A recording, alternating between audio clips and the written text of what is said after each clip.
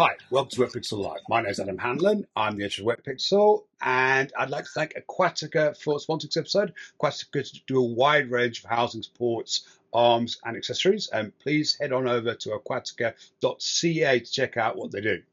I'm really happy to be joined today by, I'm going to claim to be a fellow South African, although I'm somewhat dated, Kate Jonker, all the way from the Cape in South Africa. Hi, Kate. Hi, thanks for having me.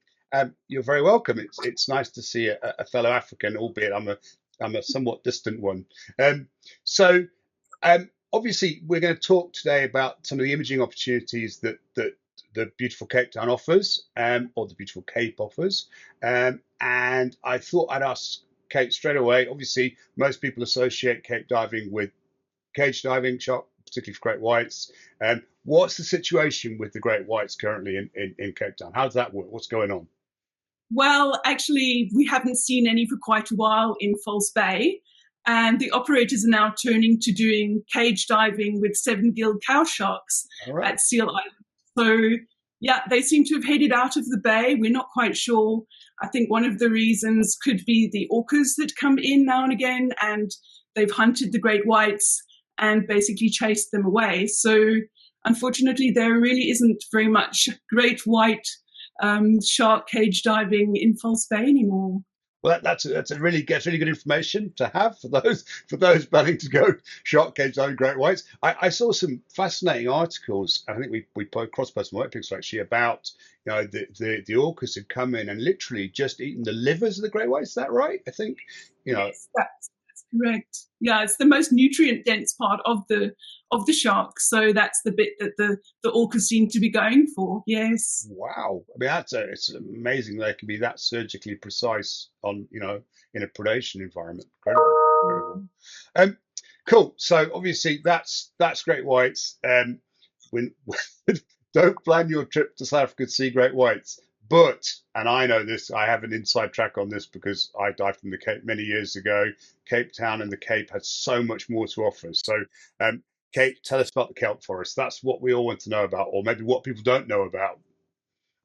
I call them the underwater gardens, and they are absolutely beautiful. The kelp itself is just a home to a myriad of amazing underwater creatures, from schools of fish to rock lobsters. We call them crayfish here. Mm. Amazing nudibranchs, which is probably one of my favorite things to shoot. And it's just absolutely beautiful. The light coming through the kelp is so stunning to photograph. And the colors on the reefs are just out of this world. You've got oranges and pinks and yellows. It's absolutely beautiful. So where are we now, Kate? Try and. I mean, I appreciate it's a mental map because we haven't got a physical one. So we're talking about the Cape. Obviously, we've got this sort of roughly triangular shaped bit of Africa, the southernmost bit of Africa. Where are you now? Where's the kelp?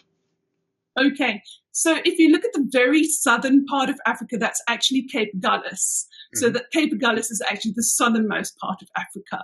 So if you travel west a little bit, you get towards Cape Town. And just south of Cape Town is a bay called False Bay. And that is where our beautiful kelp forests are. We have amazing diving. So you might have heard of Simon's Town.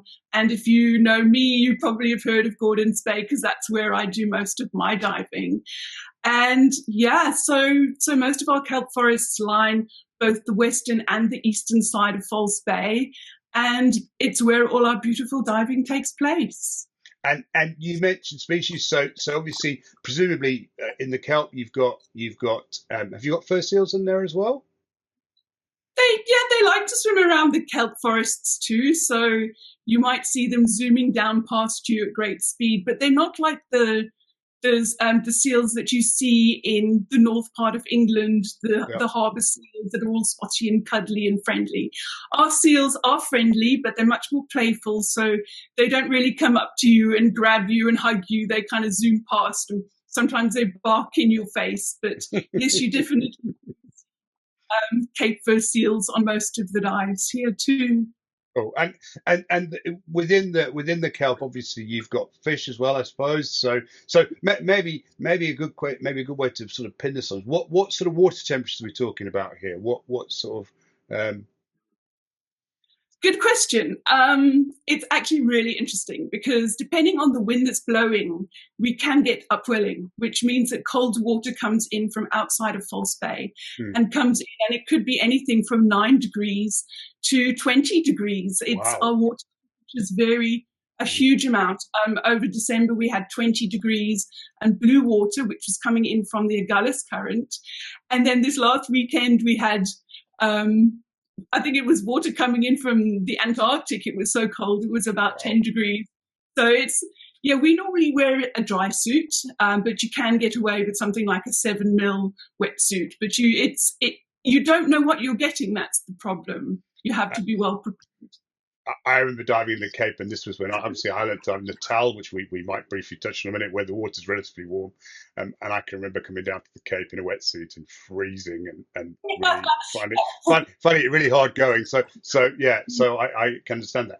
So I guess we're talking really about quite a temperate marine ecosystem, probably more similar, I guess, for people have experience of kind of the California type experience.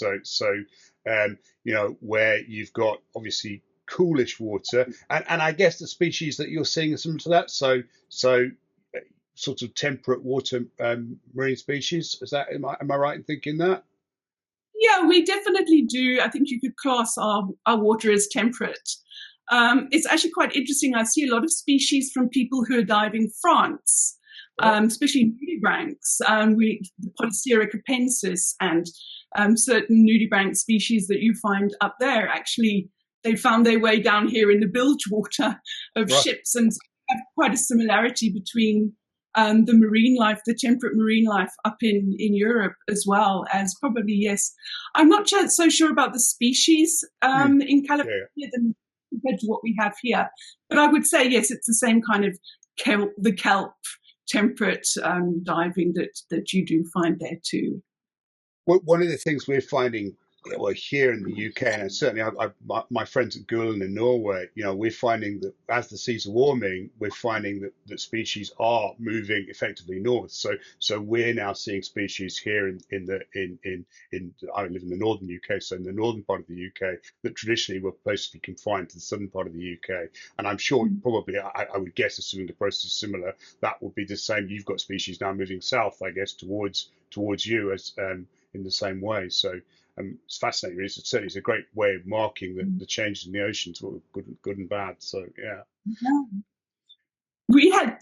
I just wanted to add to that. It's actually very interesting because when I mentioned that we had the 20 degrees water over Christmas, we also had Moorish idols and Wow. puff and fish that you would normally find in Sudwana right down here in False Bay, and they came down with the currents. I'm not quite sure how long they survived when the 10-degree water came in. Yeah. But yeah, I think we've got some resident pineapple fish as well in Simonstown. I don't know if they keep coming down or if they're the same ones, but yeah, it's really interesting to see how species are migrating. So generally in the Cape, so obviously your little patch of paradise is False Bay. Um, where else are people diving around the Cape? Where maybe what are they seeing? So what are they photographing? So Um, okay, so you have False Bay, and then you have let me start again. You have the Cape Peninsula, yeah. which is sort of the peninsula of land that's coming down from Cape Town to Cape Point, and that's kind of where the two oceans, the Atlantic and the Indian, sort of, where the Atlantic and the Indian Oceans meet. People say that because on the western side of the Cape Peninsula, it's really, really cold because you've got the Benguela current coming up. And there, the water temperatures are between 8 and 10, sometimes 12 degrees. Where on the eastern side of the peninsula, you're getting anything from 12 to 18 degrees. Mm. So most of the divers tend to dive on the western and the eastern side of False Bay, where there is diving on the western side of the peninsula as well. It's just a lot colder. there's a lovely seal colony there just outside Kelp Bay, and there's some lovely wrecks that people like to dive. So yes, there's lots of different options. There's the western side of the peninsula, and then the western and the eastern side of False Bay. There's whale migration routes as well, isn't there? So where are they heading up? The east coast or the west coast? Which way are they going? Um, they are heading up the east coast, so Right. you will see them just outside of False Bay. If you head west, there's a town called Hermanus, Yeah. and it's very well known for the southern right whales that breach there. So we do have whales too at certain times of the year. I think that's normally closer to September, October, November that you will see those. But on the western side of the peninsula, you also get the feeding humpback whales that come in and feed there in migrations too. But we don't really get to see that. You actually have to go out and really look for them. So that's some way offshore then. That's happening, I guess. Yeah. Yeah, it's quite a way offshore. Yes. Okay. And so times of year then. Obviously, it sounds like you have a great deal of varied water and current activity. So if I was a photographer saying, right, I'm going to come to False Bay, what would be the prime time of year to come and dive with you, Kate? Right. Well, it's actually quite interesting because the water conditions are very much variable on the weather and the wind. So if you're coming to South Africa in winter, when the northwesterly blows, you would be diving most of your time in Simonstown because the northwesterly clears up the water on the western side of False Bay. Yeah. If you were to come to South Africa in summer, which is probably from about October to May, which is about now, you would have better diving on the Gordons Bay side, which is the eastern side of False Bay, because the southeaster traditionally blows then, and that clears up the water on the eastern side of False Bay and tends to make the water pretty dirty on the Simonstown on the western side of False Bay. And perhaps we should tie that to months, Kate, because I think obviously there's always the confusion between southern and northern hemispheres, summers and winters. So the southern hemisphere winter, which is go on, you go. Southern hemisphere winter is. So the southern hemisphere winter is really from May until the end of August. Yeah. And that's the best time to dive Simonstown, which is on the western side of False Bay, because that's when the northwesterly wind is blowing and clears up the water on that side. Yeah. And then summer, so which would be from August to the end of May, the best diving is on the eastern side of False Bay, which is the Gordons Bay side, because the southeaster traditionally blows then and clears up the water on that side. Right. Okay. I know because it's going to come up. So obviously, the Sardine Run, that's going to be going on. Perhaps again, a slight bit of geography is worth in order. So where do people normally pick up the Sardine Run in relation to where you are? If you look at the map of southern Africa, the Sardine Run is to the east of us.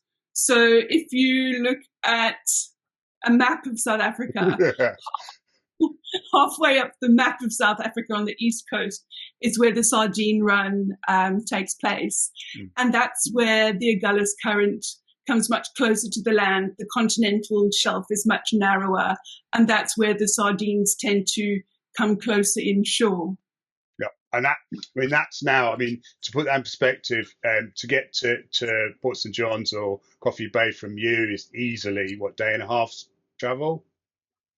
Depending on how fast you drive. Yeah. But actually, I was looking at it last night, and it's probably about 1,000 kilometers. Right. Yeah. So but to get there from Cape Town, it's quite a trip because you have to go around Lesotho and into Africa or South Africa, and then go back down to Durban and back down the coast. So, yeah, it's probably about 1,000 kilometers. 15, 16 to 18-hour drive from Cape Town.